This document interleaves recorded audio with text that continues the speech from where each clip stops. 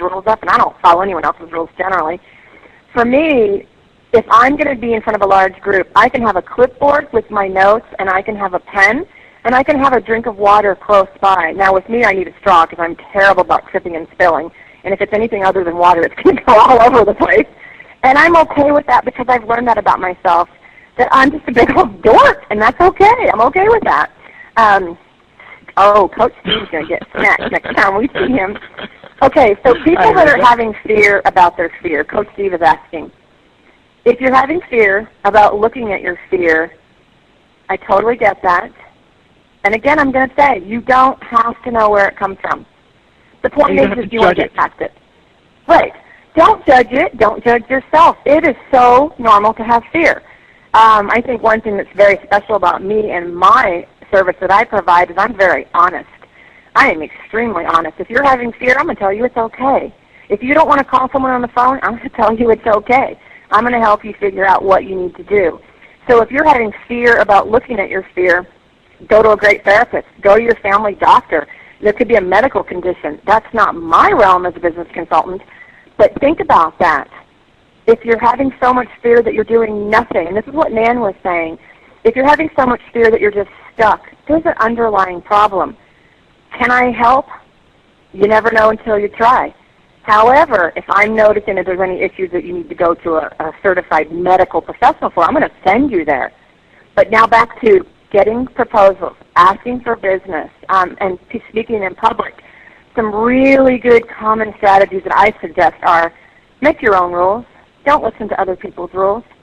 I'm going to throw this out, and everyone's going to just think I'm totally nuts, but nobody ever said that you have to stand up when you're speaking in front of people. Nobody. It's an assumption. It was maybe stated a long time ago, back in the 50s or whatever, before I was born.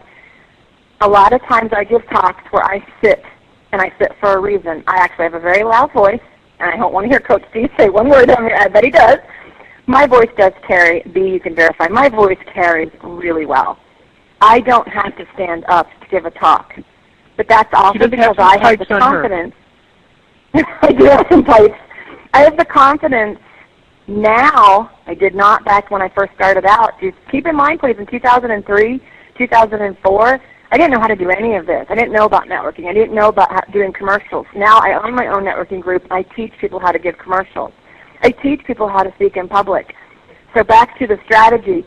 Look at the rules that are in your head that you think are there, because there's a really good chance that you've made up some of those rules.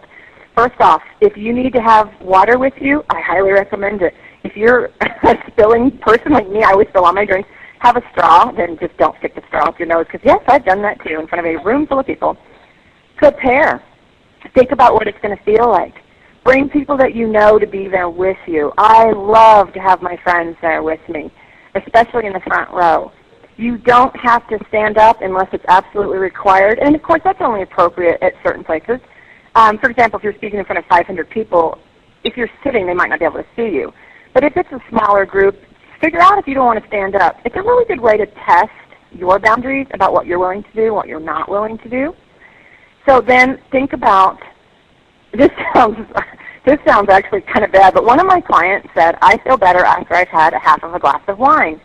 There's nothing wrong with having half a glass of wine. Have a half a glass of wine if you're speaking at an event where they're serving it. Don't sneak it in your purse and chug it in the car. That's totally not professional and absolutely not cool.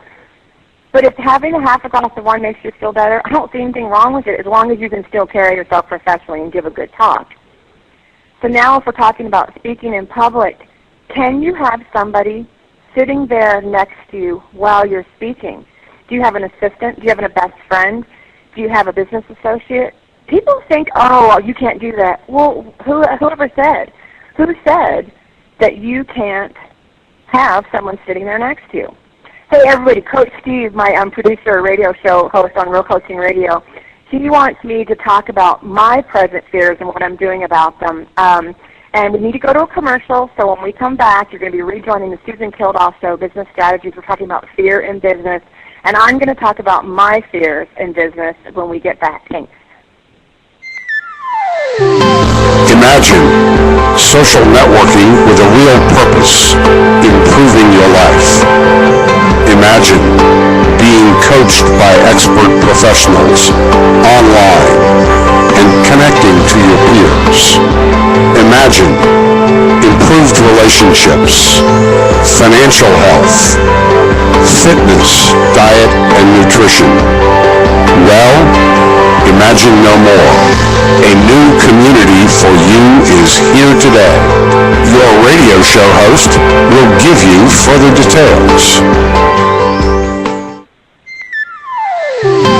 Imagine social networking with a real purpose, improving your life.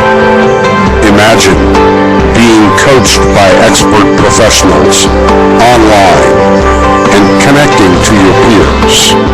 Imagine improved